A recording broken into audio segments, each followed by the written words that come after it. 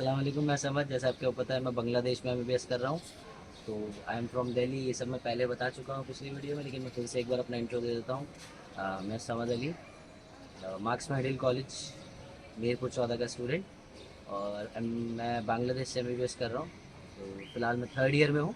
मेरा first prof complete हो चुका है। मैं सेकंड प्रोफेशनल एग्ज़ाम देने वाला हूँ अगले नवंबर में। फर्स्ट प्रॉफ की डेट आ चुकी है जो है 2 नवंबर। और उसका मैं थोड़ा सा बताना चाहता हूँ कि मतलब किस तरीके से आप अपना फर्स्ट प्रॉफ इजी दे सकते हैं। बेसिकली ये वीडियो मैं इसलिए बना रहा हूँ ताकि मतलब काफ़ी लोगों ने, काफ़ी तो नहीं, ऑलमोस्ट कुछ कुछ लोगों ने मुझसे बोला था कि यार भैया कुछ टिप्स दे दीजिए या मेरे को थोड़ा सा बता दीजिए कि मैं किस तरह से मतलब अपना सिलेबस इतना, जैसे कि आपको पता है बहुत बड़ा सिलेबस है। जो मेरा एक्सपीरियंस रहा मैं उस हिसाब से आपको बताना चाहता हूँ कि मैंने किस तरीके से कवर अप करा सब सब्जेक्ट्स को, किस तरह से मैंने वाइवा दिया, किस तरह से रिटर्न दिया, क्या पैटर्न होता है रिटर्न का। फिलहाल तो अभी चेंज हो चुका है ये वाला तो पैटर्न जो चेंज होगा, पर हमारा जो पैटर्न था उस हिसाब से मैं आपको बताऊंगा। वो जो क्वेश्चन तो सेम ही आएंगे सबके। तो पहला क्वेश्चन जो आता है आपके माइंड में कि इतना बड़ा सिलेबस, फिजियोलॉजी, एनाटॉमी, बायोकेमिस्ट्री तीनों, और इतने सारे आइटम, इतने सारे कार्ड, हम किस तरीके से इतने कम टाइम में कवर अप करें और इतना सब याद कैसे रहेगा, क्या इतना सब याद रहेगा भी। तो ये तो मेन एक बेसिक क्वेश्चन है, सबके दिमाग में क्वेश्चन आएगा।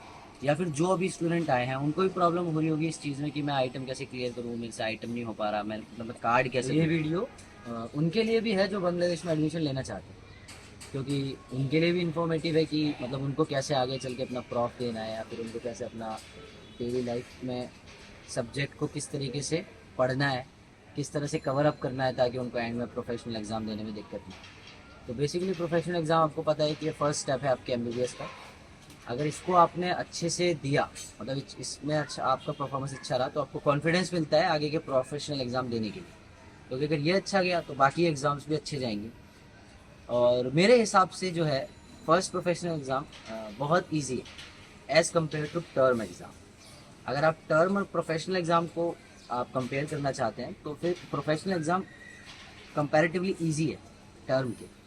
और जैसे कि आप सब ने जो फर्स्ट प्रोफेशनल एग्ज़ाम देने वाले हैं उन्होंने तो टर्म दिया है, उन्हें पता होगा क्या पैटर्न रहता है टर्म में। सेम जैसा टर्म होता है वैसे ही प्रोफेशनल एग्ज़ाम होता है, बस 3 सब्जेक्ट हैं, एनाटॉमी, फिजियोलॉजी, बायोकेमिस्ट्री। सबसे पहले आपका मेन फोकस जो है आप अपना रखो एनाटॉमी पे, क्योंकि सबसे ज़्यादा वास्ट सिलेबस है एनाटॉमी का। उसके बाद फिजियोलॉजी बहुत लेंदी है, बहुत लेंदी मतलब लिखने में लेंदी है, ईजी टू अंडरस्टैंड है, उसको आप ईजी समझ सकते हो, मतलब वहाँ पे जाके खुद बना भी सकते हो, बना के लिख भी सकते हो अगर आपने एक बार अंडरस्टैंड उसको कर लिया, समझ लिया। बायोकेमिस्ट्री बहुत ईजी है मेरे हिसाब से, कंपैरेटिवली दोनों से बहुत आसान है।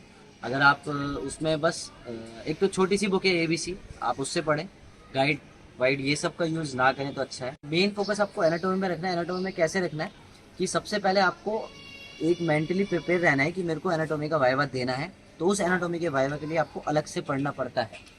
रिटर्न के क्वेश्चन और वाइवा के क्वेश्चन दो अलग अलग होते हैं सिर्फ एनाटॉमी में। फिजियोलॉजी में दोनों, मतलब अगर आप रिटर्न के लिए अच्छे से पढ़ लेंगे तो आपको वाइवा में ज़्यादा पढ़ने की जरूरत नहीं पड़ेगी। सेम एज बायोकेमिस्ट्री, रिटर्न का पढ़ेंगे वही सेम वाइवा में आता है।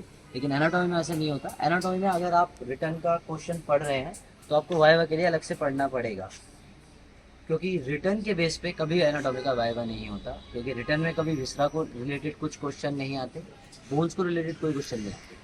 ठीक है, तो बेसिकली एनाटॉमी का वाइवा 2 दिन होता है। आपने टर्म दिया होगा, टर्म में भी आपके साथ हुआ होगा, एक दिन हार्ड हार्ड पार्ट, एक दिन सॉफ्ट पार्ट। ठीक है, फिजियोलॉजी का एक ही दिन होगा, लेकिन एक दिन में 2 बोर्ड होंगे, बोर्ड 1 बोर्ड 2। बायोकेमिस्ट्री में भी सेम एक ही दिन वाइवा होगा, बोर्ड 1 बोर्ड 2। आधा सिलेबस बोर्ड 1 में देना जाके, आधा सिलेबस आपको बोर्ड 2 में देना जाके, बायोकेमिस्ट्री, फिजियोलॉजी। लेकिन एनाटॉमी में हार्ड पार्ट सॉफ्ट पार्ट अलग अलग होता है। अब आता है कि हार्ड पार्ट के साथ क्या क्या आता है, सॉफ्ट पार्ट के साथ क्या क्या आता है। हाँ, तो कार्ड क्वेश्चन देंगे आपको, मतलब आप गए एक्सटर्नल के पास, वहाँ पे वो खड़ा, मतलब वो सर बैठे हुए हैं एक्सटर्नल सर या फिर मैम जो भी है रिस्पेक्टिव मैम। तो आप जाएंगे, आपसे बोलेंगे पिक योर कार्ड, आप कार्ड उठाएंगे। उस कार्ड में अगर आप मान लो हार्ड पार्ट के लिए गए हो, तो हार्ड पार्ट में 3 क्वेश्चन, मतलब बेसिक क्वेश्चन सबसे पहले पूछे जाएंगे आपसे कि what is vertebral column, weight transmission and line of gravity. ये 3 क्वेश्चन आप पढ़ के जाना अच्छे से। या फिर इससे रिलेटेड आपकी बॉडी स्ट्रक्चर से रिलेटेड, बोन से रिलेटेड कुछ क्वेश्चन होंगे, 3-4 बेसिक क्वेश्चन जो कॉन्सेप्चुअल क्वेश्चन होंगे, उसमें लिखा होगा कॉन्सेप्चुअल क्वेश्चन। फिर उसके बाद आ जाओ बोन्स। बोन्स में पाँच पाँच या छः, 5 या 6 बोन्स आपसे उठाने के लिए बोलेंगे।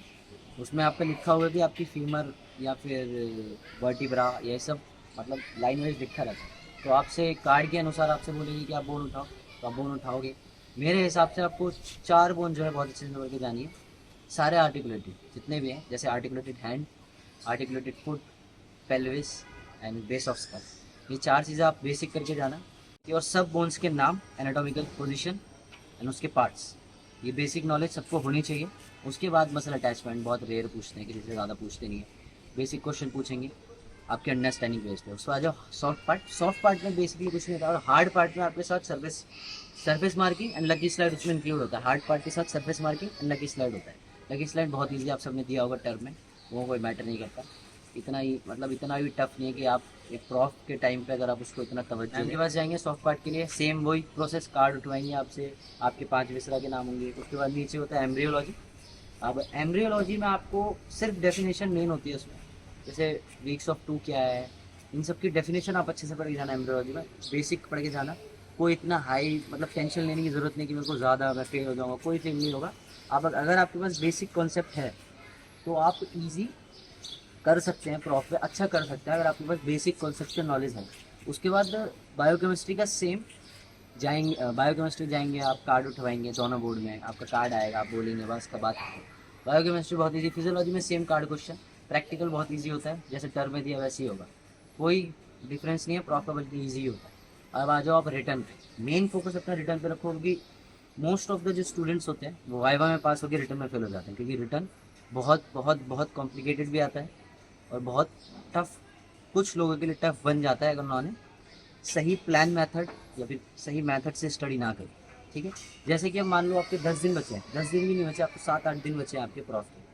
तो मेरे हिसाब से आपको क्या करना चाहिए, एक बुक आती है मैट्रिक्स, जो यहाँ पे इस समय डिस्प्ले हो रही होगी आपकी बुक स्क्रीन पे।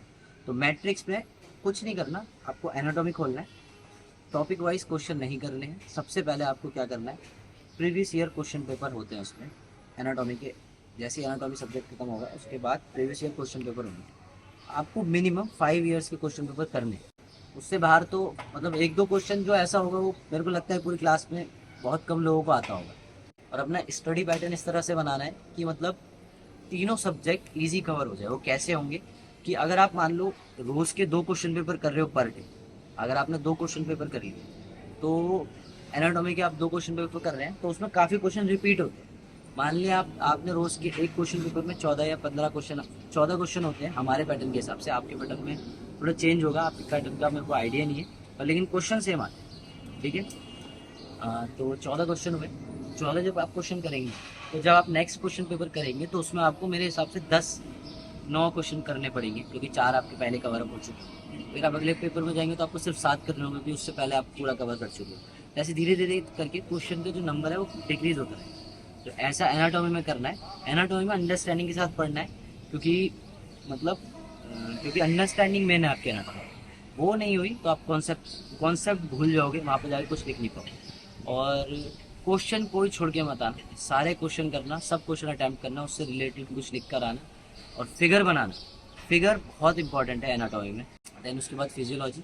एनाटॉमी में बस इतना ही है, पेपर 1 पेपर 2 अलग, वही पेपर 1 पेपर 2, इसमें ज़्यादा कॉम्प्लिकेट करने की ज़रूरत नहीं है। बस टाइम मैनेजमेंट अच्छे से करो, रोज़ के 2 क्वेश्चन पेपर करो, 5 साल तक के क्वेश्चन पेपर होने चाहिए। टॉपिक वाइज छोड़ दो पढ़ना, क्योंकि टॉपिक वाइज पढ़ोगे कन्फ्यूजन आएगा, बहुत कन्फ्यूज़ होगे, कॉन्फिडेंस बिल्डअप नहीं हो पाएगा। क्वेश्चन पेपर से कॉन्फिडेंस बिल्डअप होगा, क्योंकि सारे क्वेश्चन जब आप एक साथ करोगे तो उसमें डिफरेंट टॉपिक्स एक साथ पढ़ने को मिलेंगे, उससे आपका माइंड थोड़ा सा अच्छा वर्क करेगा दूसरे टॉपिक के साथ कोरिलेट करने में। अगर आप एक टॉपिक ही पढ़ोगे, मान लो आप स्टमक पढ़ रहे हो, तो स्टमक के ही सारे क्वेश्चन होंगे, उससे आप बाहर नहीं जा सकते, उस टॉपिक से रिलेटेड मतलब उसके बाहर कोई टॉपिक सोच नहीं सकते। इसलिए आप मेरे नज़रिए में आप क्वेश्चन पेपर करो 5 ईयर के, एटलीस्ट 5 ईयर क्वेश्चन पेपर सबको करने हैं एनाटॉमी। उसके बाद आ जाओ फिजियोलॉजी और 5 साल के क्वेश्चन पेपर इनफ। तो बायोकेमिस्ट्री में आते हैं, बायोकेमिस्ट्री में बहुत बेसिक क्वेश्चन आते हैं, क्वेश्चन पेपर करेंगे आपका हो जाएगा, कोई प्रॉब्लम नहीं है। और वाइवा वाले दिन उसकी ऑस्पी होती है, सबकी ऑस्पी होगी, एनाटॉमी, फिजियोलॉजी, बायोकेमिस्ट्री, इन तीनों की ऑस्पी होगी। हार्ड पार्ट वाले दिन मतलब एनाटॉमी में हार्ड पार्ट वाले दिन अलग ऑस्पी, सॉफ्ट पार्ट वाले दिन अलग ऑस्पी, दोनों की अलग अलग ऑस्पी होती है। फिजियोलॉजी में एक ऑस्पी होगी, बायोकेमिस्ट्री में एक ऑस्पी होगी। वो उसके आपके क्वेश्चन लिमिटेड होते हैं, वो आपके मैम आपको हेल्प कर देंगी, उसमें थोड़े क्वेश्चन बता देंगी कि आप इनको पढ़ सकते हो, ये आ सकते हैं क्वेश्चन, तो वो चीज़ आप पढ़ के जाएँ। सारी प्रैक्टिकल बायोकेमिस्ट्री में सारे प्रैक्टिकल अच्छे से करके जाए, फिजियोलॉजी में बीपी अच्छे से नापना सीखे। तो बस यही सब है। आप कॉन्फिडेंस रहो, पेशेंस रखो और शांत रहो, दिमाग को ठंडा रख के पढ़ाई करो। ज़्यादा ओवर रिएक्ट करने की ज़रूरत नहीं है, कुछ नहीं होगा, कुछ नहीं होगा। आप इजी मतलब कवर अप कर लोगे, अगर अभी से भी पढ़ना स्टार्ट करो तो भी कवर अप हो जाएगा। वाइवा के लिए टाइम मिलेगा, आप वाइवा के लिए तब भी पढ़ सकते हो क्योंकि आपने पूरा साल पढ़ाई करी है, तो वाइवा के लिए आपको ज़्यादा मेहनत करनी नहीं पड़ेगी। मेन आप रिटर्न पे फोकस करो, 5 साल के क्वेश्चन पेपर करो, मैट्रिक्स उठाओ, don't don't covers the topic, cover the question paper and practice all previous year questions so that it will help you and best of luck all of you। जो 2 तारीख को उनका पहला exam है, anatomy paper 1। तो घर पे बात करना, अपने घर पे बात करके जाना, अच्छे से जाना, डरना नहीं। मैम से मिल लेना एक बार पेपर देने के बाद, अपने HOD से एक बार मिल लेना, उनको बताना मैम मेरा पेपर कैसा गया। ठीक है, मिलते हैं अगली वीडियो में। हाँ, सब्सक्राइब, लाइक, शेयर वेयर सब कुछ कर दो, और नहीं भी करना तो भी मतलब प्रॉब्लम नहीं है, पर सब्सक्राइब तो कर ही दो, लाइक भी कर दो। एंड ठीक है, थैंक यू।